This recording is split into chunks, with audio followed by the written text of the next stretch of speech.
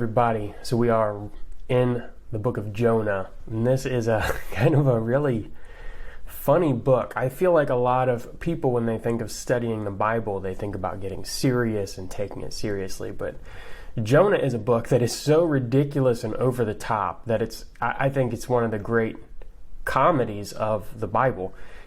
It's so goofy how Jonah acts, and it's so ridiculous, so over the top, but it's a pattern, and it's a pattern of the gospel, but it's kind of like a negative gospel. It's kind of like an anti-gospel. It's kind of like the gospel message was taken and flipped completely on its head. And so as we get into it, there's this pattern in Jonah of these, God's call, Jonah's response, and the outcome. And so we see this, and then there's a conclusion, the moral of the story, basically. So one thing that I think is great about Jonah is that you don't have to forget everything you learned in Bible study, in Sunday school, in like the way that most people teach this is okay. But sometimes it's a little reductionist. It reduces it down to Jonah just ran away from God, and we shouldn't do that. And so hopefully after we read this book, you see that there's a lot deeper meanings, and it's a lot funnier story than we tend to think of. So anyways, let's jump into it. I'm going to read Jonah chapter 1, and I'm hoping we're going to get through verses 16. So we're going to start and read 1 through 6. Now the word of the Lord came to Jonah, the son of Amittai, saying, Arise, go to Nineveh, that great city, and call out against it, for their evil has come up before me. But Jonah rose to flee to Tarshish from the presence of the Lord. He went down to Joppa and found a ship going to Tarshish. So he paid the fare and went down into it to go with him to Tarshish, away from the presence of the Lord. So, right off the bat, right? So that's verses 1 through 3. Right off the bat, they don't waste any time. God calls to Jonah, and Jonah runs the opposite way. So like in the first 3 verses, we get Jonah's first call and the fact that he's just like, nope, see ya, and takes off the opposite way. So then, in verses 4 through 6, but the Lord hurled a great wind upon the sea, and there was a mighty tempest on the sea, so that the ship threatened to break up. Then the mariners were afraid, and each cried out to his God, and they hurled the cargo that was in the ship into the sea to lighten it for them. But Jonah had gone down into the inner part of the ship and had laid down and was fast asleep. So the captain came and said to him, What do you mean, you sleeper? Arise, call out to your God. Perhaps the God will give a thought to us that we may not perish. So this is like a scene in a movie where somebody pulls the fire alarm and the sprinklers go off and everybody's looking around like who's ruining, the meeting. And Jonah is like slowly backing away to the door. Like he's on a ship though. There's nowhere for him to go. But he knows the cause of this storm.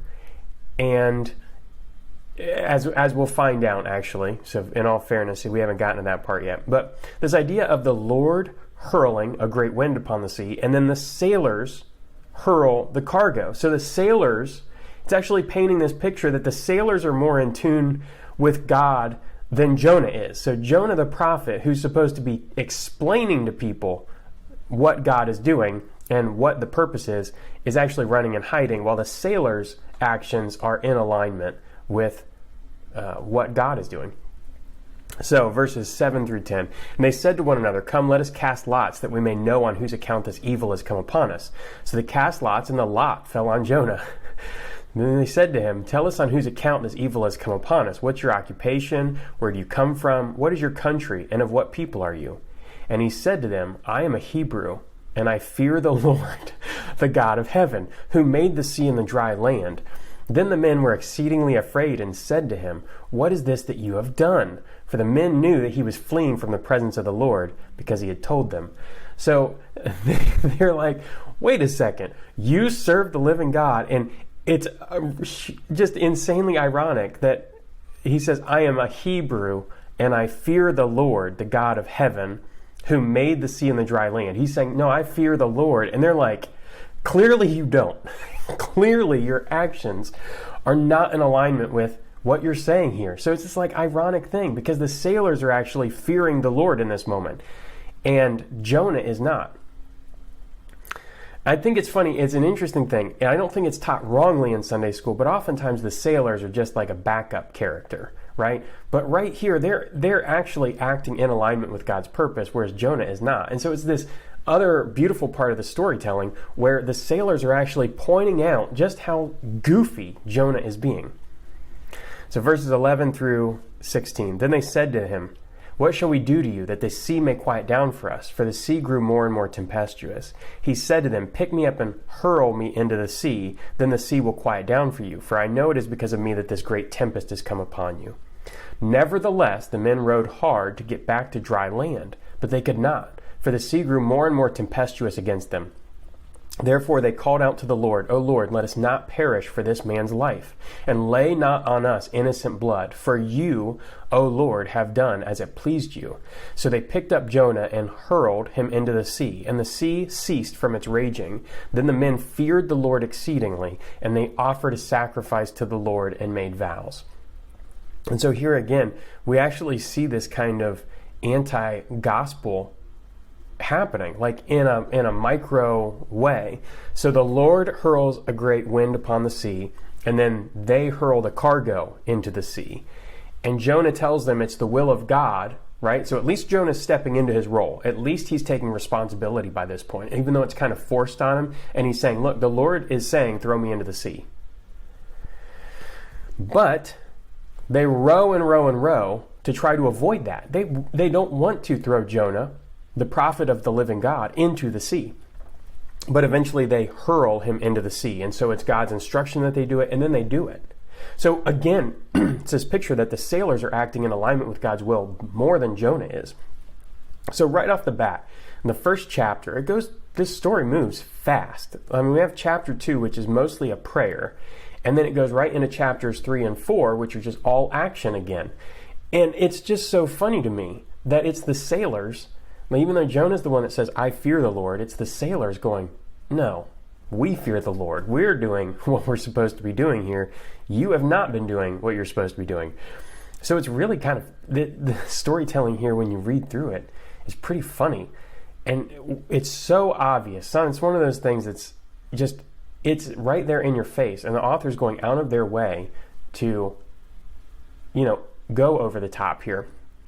One of the things that I looked up was to see who the author of this book was and see if it was Jonah. It's the Hebrew and Christian tradition that Jonah is, in fact, the author of this story. But there's some debate on that. Some people don't think that he would. But I want you to think about this takeaway from chapter 1 of Jonah. What does your witness say about your words? Do you have integrity between your words and your actions, or is it a living joke? That's a big deal, because everybody around you, oftentimes it's the people around you that see how you're living and your words, and they try to match that up and see if you do have integrity.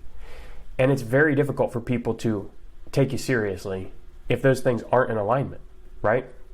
That's one thing that we see here. The sailors are obviously living their convictions, whereas Jonah is struggling. So just a thought there. And also I challenge you, read the rest of Jonah, before you go through this, because it's really funny. It's okay to laugh. Complete jerk in this book, right? And it's just to point out how graceful and loving and compassionate God really is. And compassion is the word that we take away from Jonah, because God's compassion ultimately wins out. Even though Jonah is living out this kind of anti-gospel of self-centeredness, of comfort, of avoiding hardship. He's trying to do all of these things, and he's following his own heart the entire time.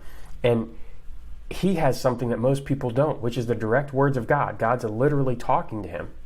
So we're going to jump into the rest of Jonah. That's what we have next. That's all I have for today, but I hope that was helpful. Hope you got something a little bit out of this, maybe something new that you hadn't thought about before. And again, really just glad to be doing this with you. Put down in the comments below something that really stood out to you about this first chapter, or something that you thought was funny. And click like and subscribe to catch all the videos as they come out, and I'll catch you in the next one. All right? Peace.